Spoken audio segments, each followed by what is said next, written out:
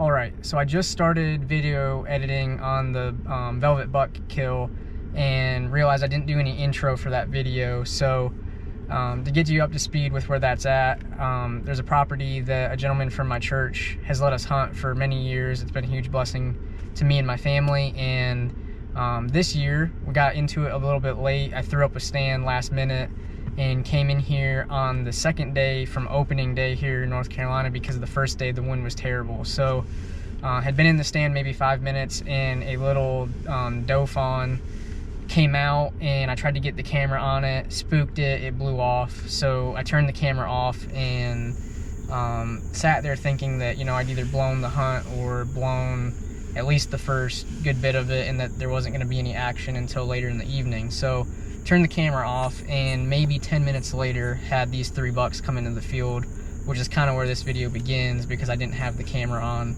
and wasn't really prepared for them to come out. So you can see the rest of that starting now.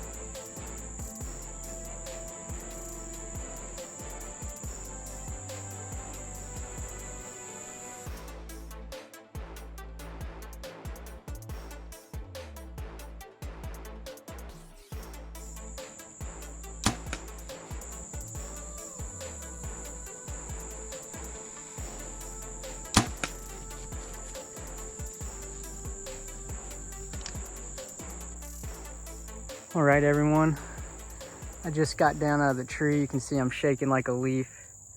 I possibly just killed my biggest archery deer with the VTM. Not a very high tree stand, but I'm looking out into this field that I've been hunting for years. I'm gonna go see if I can find the arrow, and I'm gonna go back to my house and let it sit for a minute. But I saw blood gushing out of both sides, so I think I gotta pass through. Here's the arrow. Oh yeah, that blood is awesome. Buried in the ground, one of these dead meats. Really good looking blood. That deer is dead, just gotta go find it later. Like I said, there's the tree right there. You can see my stand. You can't really see my stand there. Let's go over here. From right there, you can kind of see the top of my platform. 16-yard shot. Pretty sure I smoked them. Blood looks good. Let's walk and see if we can find the first blood. And then we'll leave the arrow with that so that we can find it when we come back. I saw him run back into the woods over there, so I have an idea of where he goes. And truth be told, I've hunted here many years, and they all kind of go die in the same place, generally speaking. Just depends on how far. I don't want to push this deer. It's probably my best archery deer. And it's really hard to find blood in this crap. So I don't even want to walk to the edge, but there's a hole right there.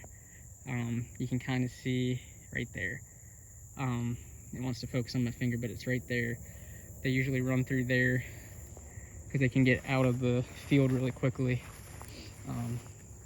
We may just have to come back at dark. I don't want to be loud, so it was gushing blood, and this broadhead usually does some damage, so I'm just gonna walk up here really quietly and see if there's any blood.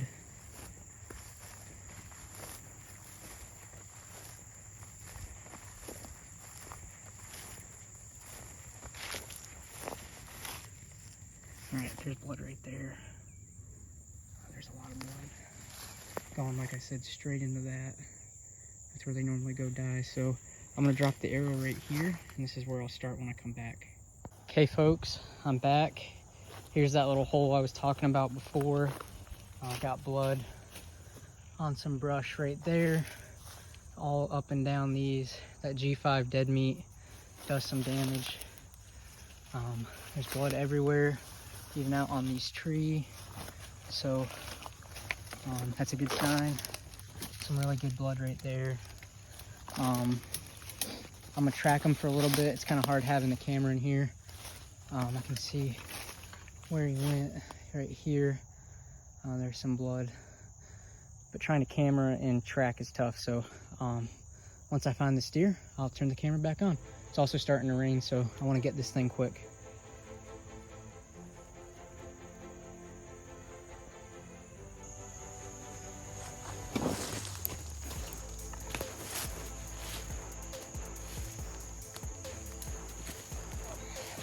All right, ladies and gentlemen, I found him. He went a pretty decent ways, but we got him. This is the biggest buck I've ever killed with a bow in North Carolina, my current home state, and it's all in velvet. So I'm beyond happy. Get a couple views of it.